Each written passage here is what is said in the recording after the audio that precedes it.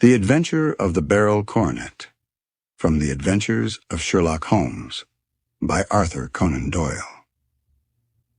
"Holmes," said I as I stood one morning in our bow window looking down the street, "here is a madman coming along. It seems rather sad that his relatives should allow him to come out alone." My friend rose lazily from his armchair and stood with his hands in the pockets of his dressing gown, looking over my shoulder.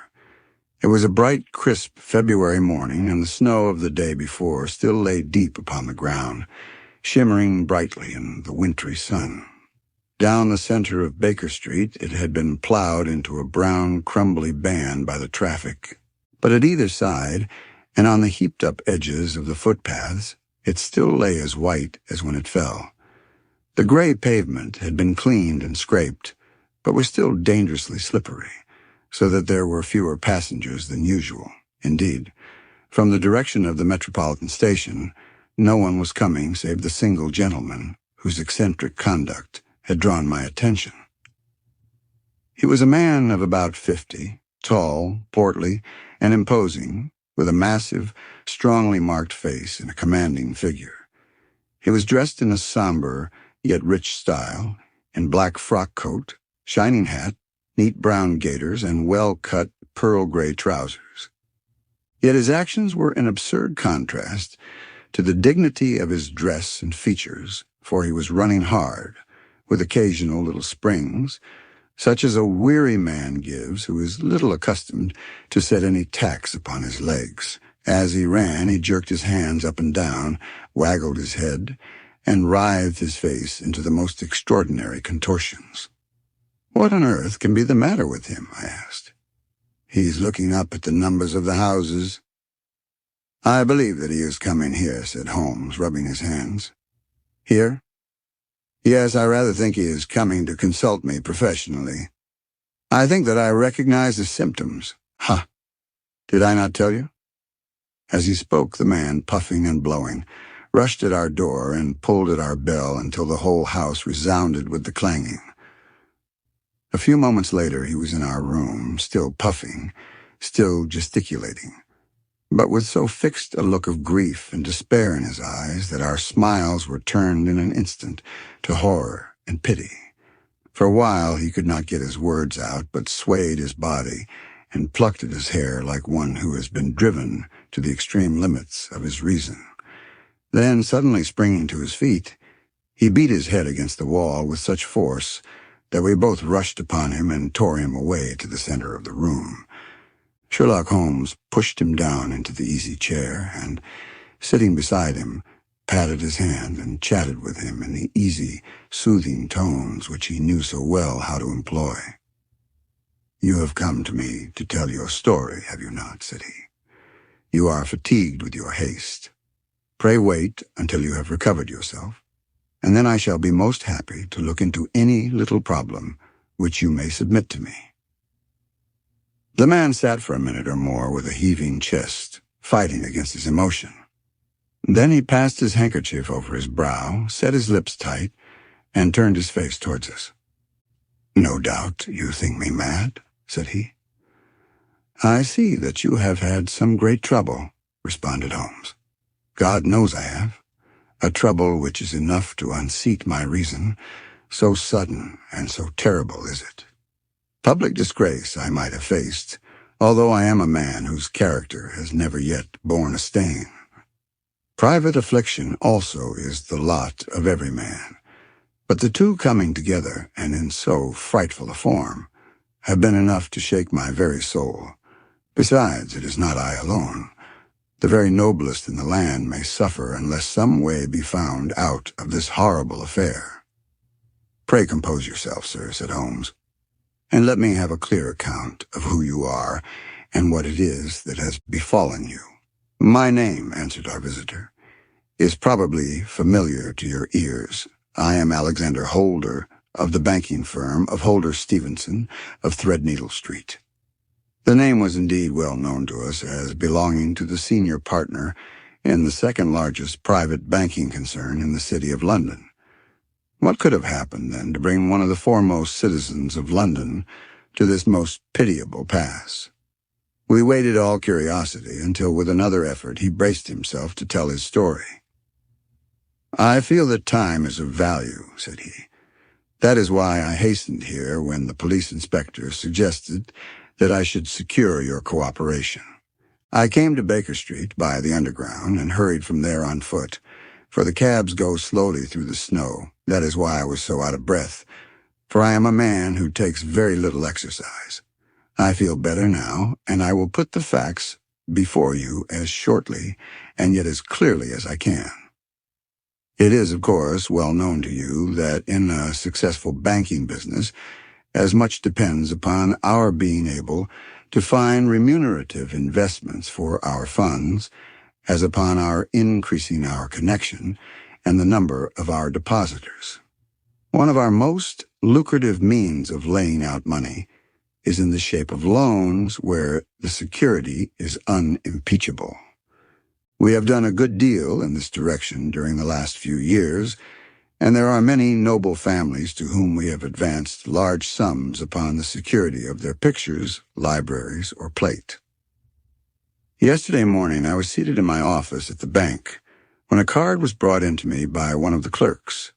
I started when I saw the name, for it was that of none other than, well, perhaps even to you I had better say, no more than that it was a name which is a household word all over the earth.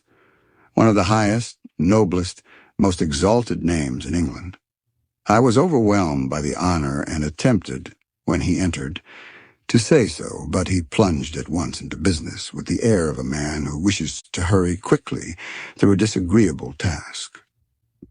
"Mr. Holder," said he, "I have been informed that you are in the habit of advancing money." "The firm does so when the security is good," I answered. "It is absolutely essential to me," said he, "that I should have 50,000 at once. I could, of course, borrow so trifling a sum 10 times over from my friends, but I much prefer to make it a matter of business, and to carry out that business myself. In my position, you can readily understand that it is unwise to place oneself under obligations." "For how long, may I ask, do you want this sum?" I asked. "Next Monday I have a large sum due to me, and I shall then most certainly repay what you advance, with whatever interest you think it right to charge. But it is very essential to me that the money should be paid at once. I should be happy to advance it without further parley from my own private purse," said I, "were it not that the strain would be rather more than it could bear. If, on the other hand, I am to do it in the name of the firm, then in justice to my partner I must insist that, even in your case, every businesslike precaution should be taken." "I should much prefer to have it so," said he, raising up a square, black morocco case which he had laid beside his chair. "You have doubtless heard of the BERYL coronet?" "One of the most precious public possessions of the empire," said I. "Precisely." He opened the case, and there, embedded in soft, flesh-colored velvet, lay the magnificent piece of jewelry which he had named. "There are 39 enormous beryl," said he, "and the price of the gold chasing is incalculable. The lowest estimate would put the worth of the coronet at double the sum which I have asked. I am prepared to leave it with you as my security." I took the precious case into my hands and looked in some perplexity from it to my illustrious client. "You doubt its value?" he asked. "Not at all. I only doubt the propriety of my leaving it. You may set your mind at rest about that. I should not dream of doing so were it not absolutely certain that I should be able in 4 days to reclaim it. It is a pure matter of form. Is the security sufficient?" "Ample. You understand, Mr. Holder, that I am giving you a strong proof of the confidence which I have in you, founded upon all that I have heard of you.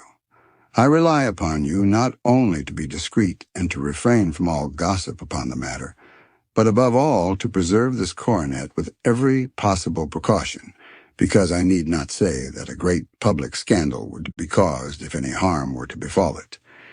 Any injury to it would be almost as serious as its complete loss, for there are no BERYLs in the world to match these, and it would be impossible to replace them. I leave it with you, however, with every confidence, and I shall call for it in person on Monday morning." Seeing that my client was anxious to leave, I said no more, but, calling for my cashier, I ordered him to pay over 51,000 notes. When I was alone once more, however, with the precious case lying upon the table in front of me, I could not but think with some misgivings of the immense responsibility which it entailed upon me. There could be no doubt that, as it was a national possession, a horrible scandal would ensue if any misfortune should occur to it. I already regretted having ever consented to take charge of it. However, it was too late to alter the matter now, so I locked it up in my private safe and turned once more to my work. When evening came, I felt that it would be an imprudence to leave so precious a thing in the office behind me. Bankers' safes had been forced before now, and why should not mine be? If so, how terrible would be the position in which I should find myself. I determined, therefore, that for the next few days I would always carry the case backward and forward with me, so that it might never be really out of my reach. With this intention, I called a cab and drove out to my house at Streatham, carrying the jewel with me. I did not breathe freely until I had taken it upstairs and locked it in the bureau of my dressing room. And now a word as to my household, Mr. Holmes, for I wish you to thoroughly understand the situation.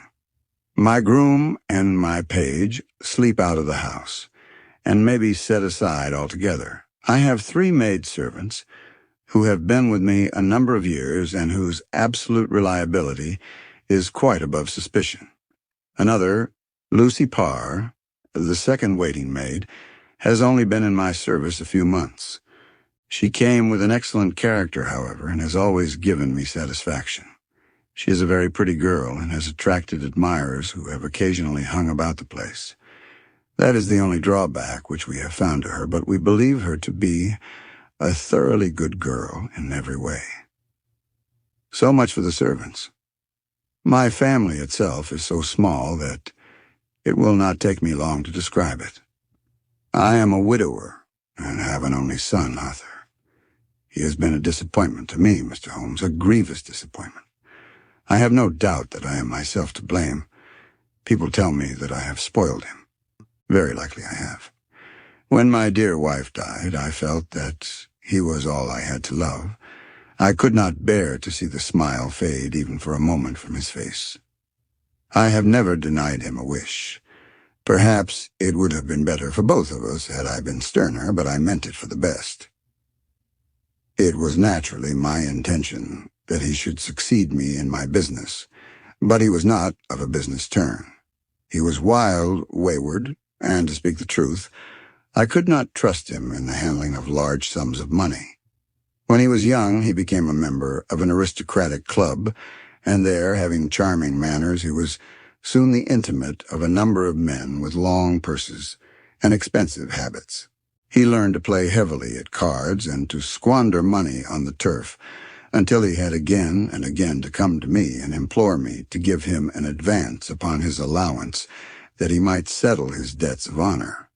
He tried more than once to break away from the dangerous company which he was keeping, but each time the influence of his friend, Sir George Burnwell, was enough to draw him back again.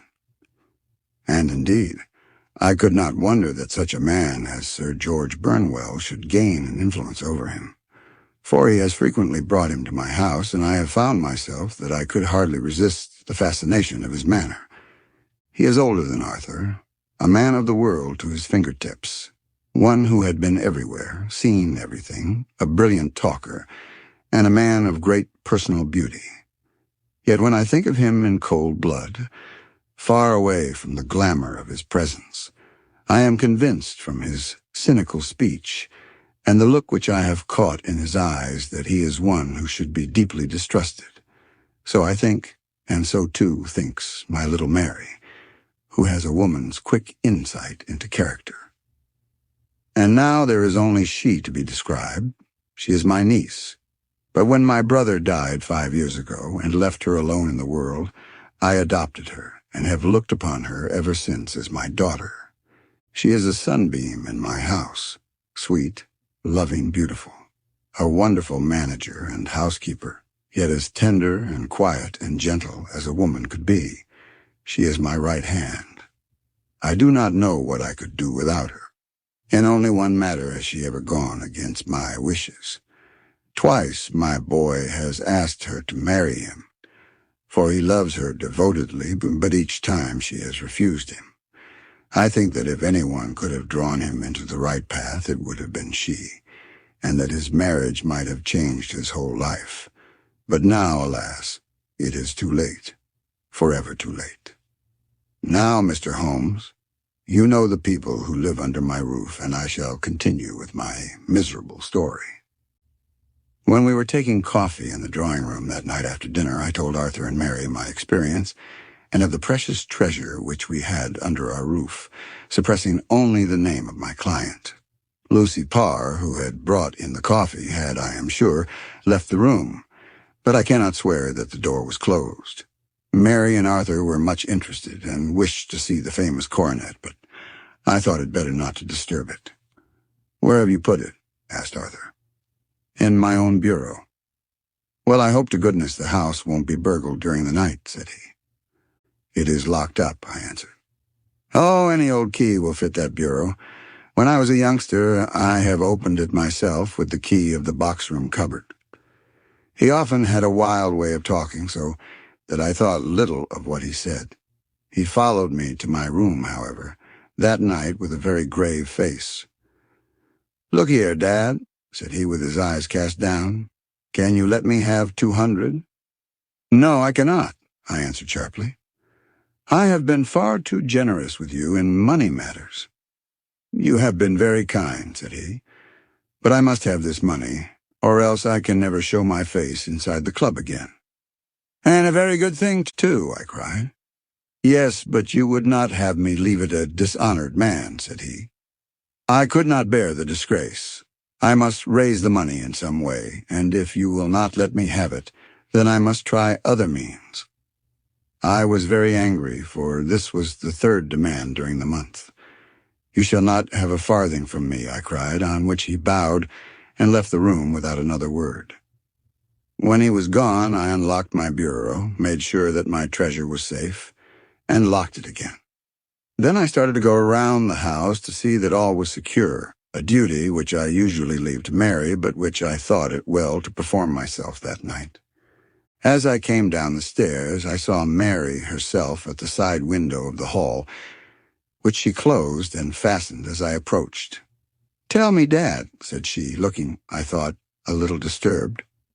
"Did you give Lucy the maid leave to go out tonight?" "Certainly not." "She came in just now by the back door. I have no doubt that she has only been to the side gate to see someone, but I think that it is hardly safe and should be stopped. You must speak to her in the morning, or I will, if you prefer it. Are you sure that everything is fastened?" "Quite sure, Dad." "Then good night." I kissed her and went up to my bedroom again, where I was soon asleep. I am endeavoring to tell you everything, Mr. Holmes, which may have any bearing upon the case, but I beg that you will question me upon any point which I do not make clear. On the contrary, your statement is singularly lucid. I come to a part of my story now in which I should wish to be particularly so. I am not a very heavy sleeper, and the anxiety in my mind tended, no doubt, to make me even less so than usual. About 2 in the morning, then, I was awakened by some sound in the house. It had ceased ere I was wide awake, but it had left an impression behind it, as though a window had gently closed somewhere. I lay listening with all my ears. Suddenly, to my horror, there was a distinct sound of footsteps moving softly in the next room. I slipped out of bed, all palpitating with fear, and peeped round the corner of my dressing-room door. "Arthur!" I screamed. "You villain! You thief! How dare you touch that coronet?" The gas was half up, as I had left it, and my unhappy boy, dressed only in his shirt and trousers, was standing beside the light, holding the coronet in his hands. He appeared to be wrenching at it, or bending it with all his strength. At my cry, he dropped it from his grasp and turned as pale as death. I snatched it up and examined it. One of the gold corners, with 3 of the barrels in it, was missing. "You blackguard!" I shouted, beside myself with rage. "You have destroyed it. You have dishonored me forever. Where are the jewels which you have stolen?" "Stolen!" he cried. "Yes, thief," I roared, shaking him by the shoulder. "There are none missing. There cannot be any missing," said he. "There are 3 missing, and you know where they are. Must I call you a liar as well as a thief? Did I not see you trying to tear off another piece?" "You have called me names enough," said he. "I will not stand it any longer. I shall not say another word about this business, since you have chosen to insult me. I will leave your house in the morning and make my own way in the world." "You shall leave it in the hands of the police," I cried, half mad with grief and rage. "I shall have this matter probed to the bottom." "You shall learn nothing from me," said he, with a passion such as I should not have thought was in his nature. "If you choose to call the police, let the police find what they can." By this time the whole house was astir, for I had raised my voice in my anger. Mary was the first to rush into my room, and at the sight of the coronet and of Arthur's face, she read the whole story, and with a scream fell down senseless on the ground. I sent the housemaid for the police and put the investigation into their hands at once. When the inspector and a constable entered the house, Arthur, who had stood sullenly with his arms folded, asked me whether it was my intention to charge him with theft. I answered that it had ceased to be a private matter, but had become a public one, since the ruined coronet was national property. I was determined that the law should have its way in everything. "At least," said he, "you will not have me arrested at once. It would be to your advantage as well as mine if I might leave the house for 5 minutes. That you may get away, or perhaps that you may conceal what you have stolen," said I. And then, realizing the dreadful position in which I was placed, I implored him to remember that not only my honor, but that of one who was far greater than I was at stake, and that he threatened to raise a scandal which would convulse the nation. He might avert it all if he would but tell me what he had done with the 3 missing stones. "You may as well face the matter," said I. "You have been caught in the act, and no confession could make your guilt more heinous. If you but make such reparation as is in your power, by telling us where the barrels are, all shall be forgiven and forgotten." "Keep your forgiveness for those who ask for it," he answered, turning away from me with a sneer. I saw that he was too hardened for any words of mine to influence him. There was but one way for it. I called in the inspector and gave him into custody. A search was made at once, not only of his person, but of his room and of every portion of the house where he could possibly have concealed the gems. But no trace of them could be found, nor would the wretched boy open his mouth for all our persuasions and our threats. This morning he was removed to a cell, and I, after going through all the police formalities, have hurried round to you to implore you to use your skill in unraveling the matter. The police have openly confessed that they can at present make nothing of it. You may go to any expense which you think necessary. I have already offered a reward of 1,000. My God, what shall I do? I have lost my honor, my gems, and my son in one night. Oh, what shall I do?" He put a hand on either side of his head and rocked himself to and fro, droning to himself like a child whose grief has got beyond words. Sherlock Holmes sat silent for some few minutes, with his brows knitted and his eyes fixed upon the fire. "Do you receive much company?" he asked. "None save my partner with his family, and an occasional friend of Arthur's. Sir George Burnwell has been several times lately. No one else, I think. Do you go out much in society? Arthur does. Mary and I stay at home. We neither of us care for it. That is unusual in a young girl. She is of a quiet nature. Besides, she is not so very young. She is 24. This matter, from what you say, seems to have been a shock to her also. Terrible. She's even more affected than I. You have neither of you any doubt as to your son's guilt? How can we have when I saw him with my own eyes with the coronet in his hands? I hardly consider that a conclusive proof. Was the remainder of the coronet at all injured? Yes, it was twisted. Do you not think, then, that he might have been trying to straighten it? God bless you. You are doing what you can, for him and for me, but it is too heavy a task. What was he doing there at all? If his purpose were innocent, why did he not say so? Precisely. And if it were guilty, why did he not invent a lie? His silence appears to me to cut both ways. There are several singular points about the case. What did the police think of the noise which awoke you from your sleep? They considered that it might be caused by Arthur's closing his bedroom door. A likely story, as if a man bent on felony would slam his door so as to wake a household. What did they say, then, of the disappearance of his gems? They are still sounding the planking and probing the furniture in the hope of finding them. Have they thought of looking outside the house? Yes, they have shown extraordinary energy. The whole garden has already been minutely examined. Now, my dear sir, said Holmes, is it not obvious to you now that this matter really strikes very much deeper than either you or the police were at first inclined to think? It appeared to you to be a simple case. To me it seems exceedingly complex. Consider what is involved by your theory.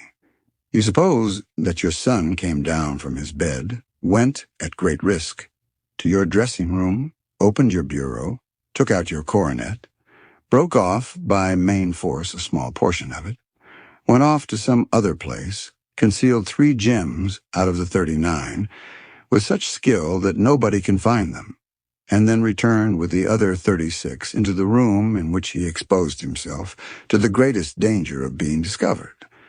I ask you now, is such a theory tenable? But what other is there, cried the banker with a gesture of despair. If his motives were innocent, why does he not explain them? It is our task to find that out, replied Holmes. So now, if you please, Mr. Holder, we will set off for Streatham together and devote an hour to glancing a little more closely into details. My friend insisted upon my accompanying them in their expedition, which I was eager enough to do, for my curiosity and sympathy were deeply stirred by the story to which we had listened. I confess that the guilt of the banker's son appeared to me to be as obvious as it did to his unhappy father. But still I had such faith in Holmes' judgment that I felt that there must be some grounds for hope as long as he was dissatisfied with the accepted explanation. He hardly spoke a word the whole way out to the southern suburb, but sat with his chin upon his breast and his hat drawn over his eyes, sunk in the deepest thought. Our client appeared to have taken fresh heart at the little glimpse of hope which had been presented to him, and he even broke into a desultory chat with me over his business affairs. A short railway journey and a shorter walk brought us to Fairbank, the modest residence of the great financier. Fairbank was a good-sized square house of white stone, standing back a little from the road. A double carriage sweep with a snow-clad lawn stretched down in front to 2 large iron gates which closed the entrance. On the right side was a small wooden thicket, which led into a narrow path between 2 neat hedges stretching from the road to the kitchen door and forming the tradesman's entrance. On the left ran a lane which led to the stables, and was not itself within the grounds at all, being a public, though little-used, thoroughfare. Holmes left us standing at the door and walked slowly all round the house, across the front, down the tradesman's path, and so round by the garden behind the stable lane. So long was he that Mr. Holder and I went into the dining room and waited by the fire until he should return. We were sitting there in silence when the door opened and a young lady came in. She was rather above the middle height, slim, with dark hair and eyes, which seemed the darker against the absolute pallor of her skin. I do not think that I have ever seen such deadly paleness in a woman's face. Her lips, too, were bloodless, but her eyes were flushed with crying. As she swept silently into the room, she impressed me with a greater sense of grief than the banker had done in the morning, and it was the more striking in her as she was evidently a woman of strong character, with immense capacity for self-restraint. Disregarding my presence, she went straight to her uncle and passed her hand over his head with a sweet, womanly caress. "You have given orders that Arthur should be liberated, have you not, Dad?" she asked. "No, my girl. The matter must be probed to the bottom. But I am so sure that he is innocent. You know what woman's instincts are. I know that he has done no harm, and that you will be sorry for having acted so harshly." "Why is he silent, then, if he is innocent?" "Who knows? Perhaps because he was so angry that you should suspect him." "How could I help suspecting him, when I actually saw him with the coronet in his hand?" "Oh, but he had only picked it up to look at it. Oh, do take my word for it that he is innocent. Let the matter drop and say no more. It is so dreadful to think of our dear Arthur in prison. I shall never let it drop until the gems are found. Never, Mary. Your affection for Arthur blinds you as to the awful consequences to me. Far from hushing the thing up, I have brought a gentleman down from London to inquire more deeply into it." "This gentleman?" she asked, facing around to me. "No, his friend. He wished us to leave him alone. He is round into the stable lane now." "The stable lane?" She raised her dark eyebrows. "What can he hope to find there?" "Ah, this, I suppose, is he. I trust, sir, that you will succeed in proving, what I feel sure is the truth, that my cousin Arthur is innocent of this crime." "I fully share your opinion, and I trust with you that we may prove it," returned Holmes, going back to the mat to knock the snow from his shoes. "I believe I have the honor of addressing Miss Mary Holder. Might I ask you a question or two?" "Pray do, sir, if it may help to clear this horrible affair up. You heard nothing yourself last night?" "Nothing until my uncle here began to speak loudly. I heard that, and I came down." "You shut up the windows and doors the night before. Did you fasten all the windows?" "Yes." "Were they all fastened this morning?" "Yes." "You have a maid who has a sweetheart? I think that you remarked to your uncle last night that she had been out to see him?" "Yes, and she was the girl who waited in the drawing-room, and who may have heard Uncle's remarks about the coronet." "I see.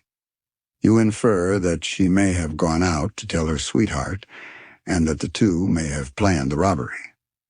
"But what is the good of all these vague theories?" cried the banker impatiently, "when I have told you that I saw Arthur with the coronet in his hands." "Wait a little, Mr. Holder. We must come back to that. About this girl, Miss Holder. You saw her return by the kitchen door, I presume?" "Yes. When I went to see if the door was fastened for the night, I met her slipping in. I saw the man, too, in the gloom." "Do you know him?" "Oh, yes. He is the greengrocer who brings our vegetables round.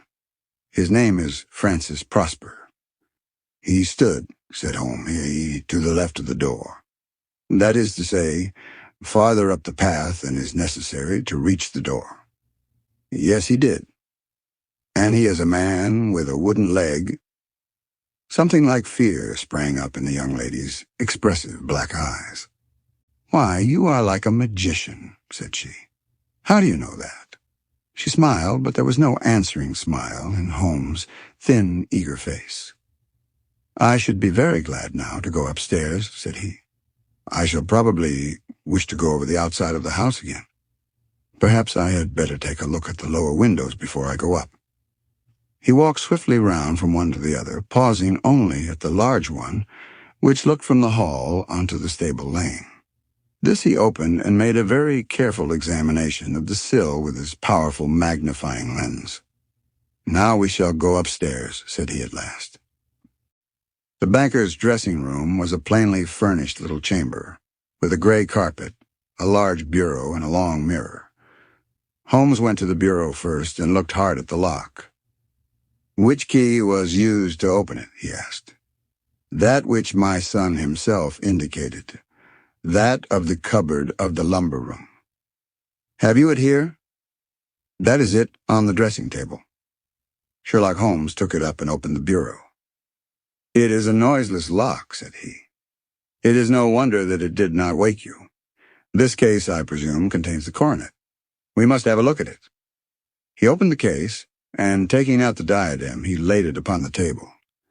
It was a magnificent specimen of the jeweler's art, and the 36 stones were the finest that I have ever seen. At one side of the coronet was a cracked edge, where a corner holding 3 gems had been torn away. "Now, Mr. Holder," said Holmes, "here is the corner which corresponds to that which has been so unfortunately lost. Might I beg that you will break it off?" The banker recoiled in horror. "I should not dream of trying," said he. "Then I will." Holmes suddenly bent his strength upon it, but without result. "I feel it give a little," said he. "But though I am exceptionally strong in the fingers, it would take me all my time to break it. An ordinary man could not do it. Now, what do you think would happen if I did break it, Mr. Holder? There would be a noise like a pistol shot. Do you tell me that all this happened within a few yards of your bed and that you heard nothing of it? I do not know what to think. It is all dark to me. But perhaps it may grow lighter as we go. What do you think, Miss Holder?" I confess that I still share my uncle's perplexity. Your son had no shoes or slippers on when you saw him. He had nothing on save only his trousers and shirt. Thank you. We have certainly been favored with extraordinary luck during this inquiry, and it will be entirely our own fault if we do not succeed in clearing the matter up. With your permission, Mr. Holder, I shall now continue my investigations outside." He went alone at his own request, for he explained that any unnecessary footmarks might make his task more difficult. For an hour or more he was at work, returning at last with his feet heavy with snow and his features as inscrutable as ever. "I think that I have seen now all that there is to see, Mr. Holder," said he. "I can serve you best by returning to my rooms." "But the gems, Mr. Holmes, where are they?" "I cannot tell." The banker wrung his hands. "I shall never see them again," he cried. "And my son? You give me hopes?" "My opinion is in no way altered." "Then, for God's sake, what was this dark business which was acted in my house last night? If you can call upon me at my Baker Street rooms tomorrow morning between 9 and 10, I shall be happy to do what I can to make it clearer. I understand that you give me carte blanche to act for you, provided only that I get back the gems and that you place no limit on the sum I may draw." "I would give my fortune to have them back." "Very good. I shall look into the matter between this and then. Goodbye. It is just possible that I may have to come over here again before evening." It was obvious to me that my companion's mind was now made up about the case, although what his conclusions were was more than I could even dimly imagine. Several times during our homeward journey I endeavored to sound him upon the point, but he always glided away to some other topic, until at last I gave it over in despair. It was not yet 3 when we found ourselves in our rooms once more.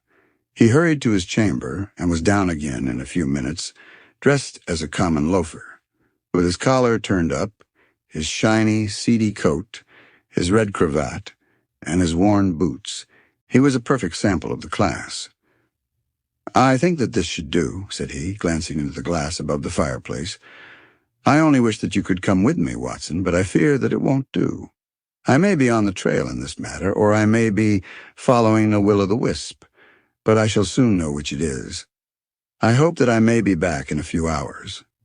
He cut a slice of beef from the joint upon the sideboard, sandwiched it between 2 rounds of bread, and thrusting this rude meal into his pocket, he started off upon his expedition. I had just finished my tea when he returned, evidently in excellent spirits, swinging an old elastic-sided boot in his hand. He chucked it down into a corner and helped himself to a cup of tea.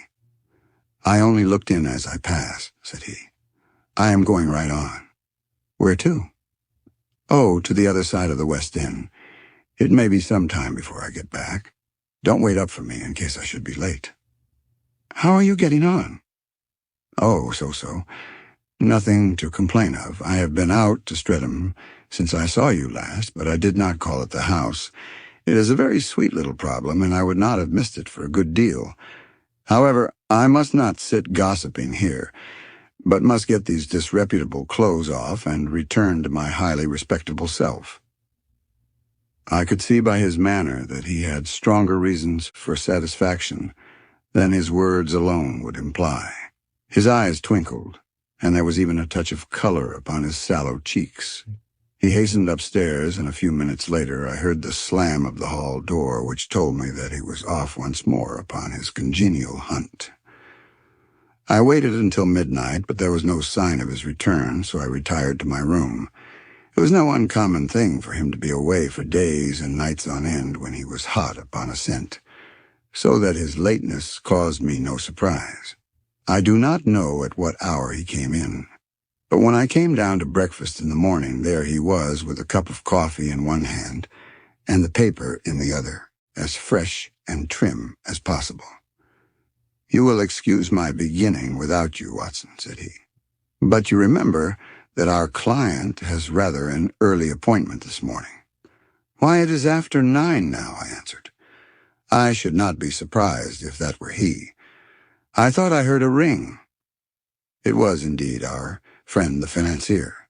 I was shocked by the change which had come over him, for his face, which was naturally of a broad and massive mold, was now pinched and fallen in, while his hair seemed to me at least a shade whiter. He entered with a weariness and lethargy which was even more painful than his violence of the morning before, and he dropped heavily into the armchair which I pushed forward for him. "I do not know what I have done to be so severely tried," said he.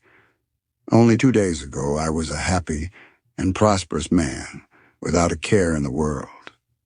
Now I am left to a lonely and dishonored age. One sorrow comes close upon the heels of another. My niece, Mary, has deserted me." "Deserted you?" "Yes. Her bed this morning had not been slept in. Her room was empty, and a note for me lay upon the hall table.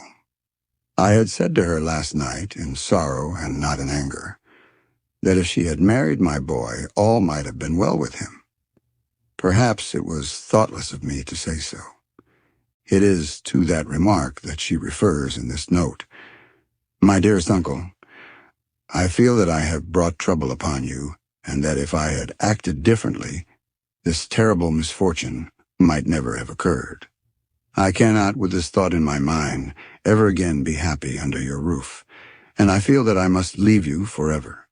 Do not worry about my future, for that is provided for, and above all, do not search for me, for it will be fruitless labor and an ill service to me.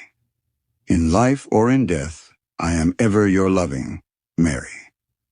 What could she mean by that note, Mr. Holmes? Do you think it points to suicide? No, nothing of the kind. It is perhaps the best possible solution. I trust, Mr. Holder, that you are nearing the end of your troubles. Ha! You say so. You have heard something, Mr. Holmes. You have learned something. Where are the gems? You would not think 1,000 apiece an excessive sum for them. I would pay 10. That would be unnecessary. 3,000 will cover the matter, And there is a little reward, I fancy. Have you your checkbook? Here's a pen. Better make it out for 4,000. With a dazed face, the banker made out the required check. Holmes walked over to his desk, took out a little triangular piece of gold with 3 gems in it, and threw it down upon the table.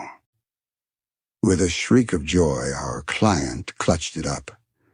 "You have it?" he gasped. "I am saved! I am saved!" The reaction of joy was as passionate as his grief had been, and he hugged his recovered gems to his bosom. "There is one other thing you owe, Mr. Holder," said Sherlock Holmes rather sternly. "Oh!" He caught up a pen. "Name the sum, and I will pay it." "No, the debt is not to me. You owe a very humble apology to that noble lad, your son, who has carried himself in this matter as I should be proud to see my own son do, should I ever chance to have one."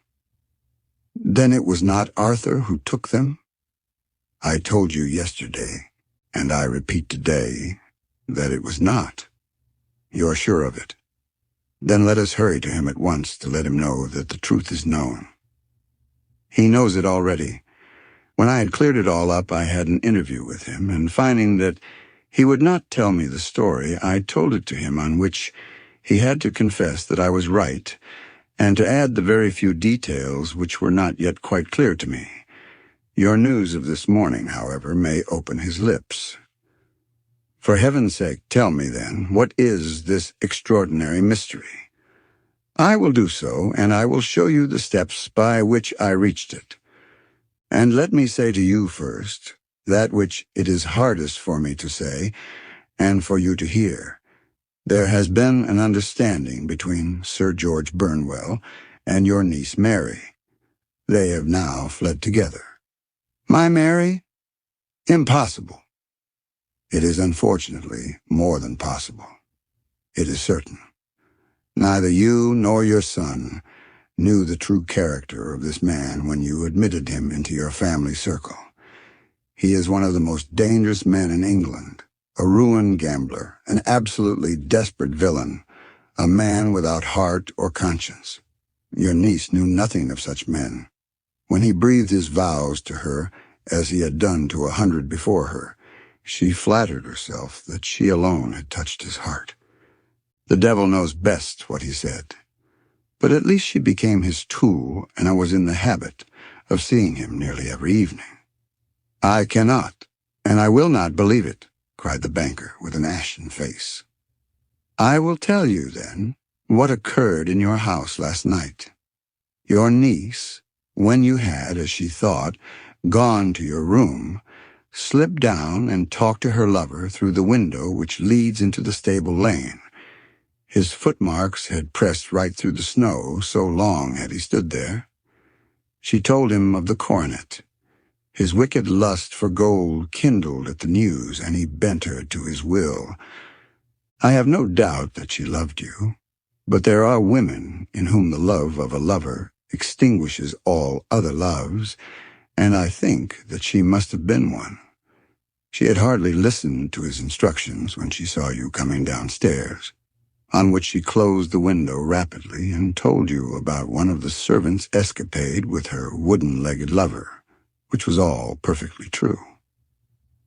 Your boy, Arthur, went to bed after his interview with you, but he slept badly on account of his uneasiness about his club debts. In the middle of the night, he heard a soft tread pass his door, so he rose and, looking out, was surprised to see his cousin walking very stealthily along the passage until she disappeared into your dressing room. Petrified with astonishment, the lad slipped on some clothes and waited there in the dark to see what would come of this strange affair. Presently she emerged from the room again, and in the light of the passage lamp your son saw that she carried the precious coronet in her hands. She passed down the stairs, and he, thrilling with horror, ran along and slipped behind the curtain near your door, whence he could see what passed in the hall beneath. He saw her stealthily open the window, hand out the coronet to someone in the gloom, and then, closing it once more, hurry back to her room, passing quite close to where he stood hid behind the curtain. As long as she was on the scene, he could not take any action without a horrible exposure of the woman whom he loved. But the instant that she was gone, he realized how crushing a misfortune this would be for you, and how all-important it was to set it right. He rushed down just as he was in his bare feet, opened the window, sprang out into the snow, and ran down the lane where he could see a dark figure in the moonlight. Sir George Burnwell tried to get away, but Arthur caught him, and there was a struggle between them, your lad tugging at one side of the coronet and his opponent at the other. In the scuffle, your son struck Sir George and cut him over the eye. Then something suddenly snapped, and your son, finding that he had the coronet in his hands, rushed back, closed the window, ascended to your room, and had just observed that the coronet had been twisted in the struggle and was endeavoring to straighten it when you appeared upon the scene. "Is it possible?" gasped the banker. You then roused his anger by calling him names at a moment when he felt that he had deserved your warmest thanks. He could not explain the true state of affairs without betraying one who certainly deserved little enough consideration at his hands. He took the more chivalrous view, however, and preserved her secret. "And that was why she shrieked and fainted when she saw the coronet," cried Mr. Holder. "Oh, my God, what a blind fool I have been! And his asking to be allowed to go out for 5 minutes. The dear fellow wanted to see if the missing piece were at the scene of the struggle. How cruelly I have misjudged him." "When I arrived at the house," continued Holmes, "I at once went very carefully round it to observe if there were any traces in the snow which might help me. I knew that none had fallen since the evening before, and also that there had been a strong frost to preserve impressions. I passed along the tradesman's path, but found it all trampled down and indistinguishable. Just beyond it, however, at the far side of the kitchen door, a woman had stood and talked with a man, whose round impressions on one side showed that he had a wooden leg. I could even tell that they had been disturbed, for the woman had run back swiftly to the door, as was shown by the deep toe and light heel marks, while Wooden Leg had waited a little and then had gone away. I thought at the time that this might be the maid and her sweetheart, of whom you had already spoken to me, and inquiry showed it was so. I passed round the garden without seeing anything more than random tracks, which I took to be the police. But when I got into the stable lane, a very long and complex story was written in the snow in front of me. There was a double line of tracks of a booted man, and a second double line, which I saw with delight, belonged to a man with naked feet. I was at once convinced from what you had told me that the latter was your son. The first had walked both ways, but the other had run swiftly, and as his tread was marked in places over the depression of the boot, it was obvious that he had passed after the other. I followed them up and found they led to the hall window, where Boots had worn all the snow away while waiting. Then I walked to the other end, which was 100 yards or more down the lane. I saw where Boots had faced round, where the snow was cut up as though there had been a struggle, and finally where a few drops of blood had fallen, to show me that I was not mistaken. Boots had then run down the lane, and another little smudge of blood showed that it was he who had been hurt. When he came to the high road at the other end, I found that the pavement had been cleared, so there was an end to that clue. On entering the house, however, I examined, as you remember, the sill and framework of the hall window with my lens, and I could at once see that someone had passed out. I could distinguish the outline of an instep where the wet foot had been placed in coming in. I was then beginning to be able to form an opinion as to what had occurred. A man had waited outside the window. Someone had brought the gems. The deed had been overseen by your son. He had pursued the thief, had struggled with him. They had each tugged at the coronet, their united strength causing injuries which neither alone could have effected. He had returned with the prize, but had left a fragment in the grasp of his opponent. So far I was clear. The question now was, who was the man, and who was it brought him the coronet? It is an old maxim of mine that when you have excluded the impossible, whatever remains, however improbable, must be the truth. Now I knew that it was not you who had brought it down, so there only remained your niece and the maids. But if it were the maids, why should your son allow himself to be accused in their place? There could be no possible reason. As he loved his cousin, however, there was an excellent explanation why he should retain her secret. The more so as the secret was a disgraceful one. When I remembered that you had seen her at that window and how she had fainted on seeing the coronet again, my conjecture became a certainty. And who could it be who was her confederate? A lover, evidently. For who else could outweigh the love and gratitude which she must feel to you? I knew that you went out little, and that your circle of friends was a very limited one. But among them was Sir George Burnwell. I had heard of him before as being a man of evil reputation among women. It must have been he who wore those boots and retained the missing gems. Even though he knew that Arthur had discovered him, he might still flatter himself that he was safe, for the lad could not say a word without compromising his own family. Well, your own good sense will suggest what measures I took next.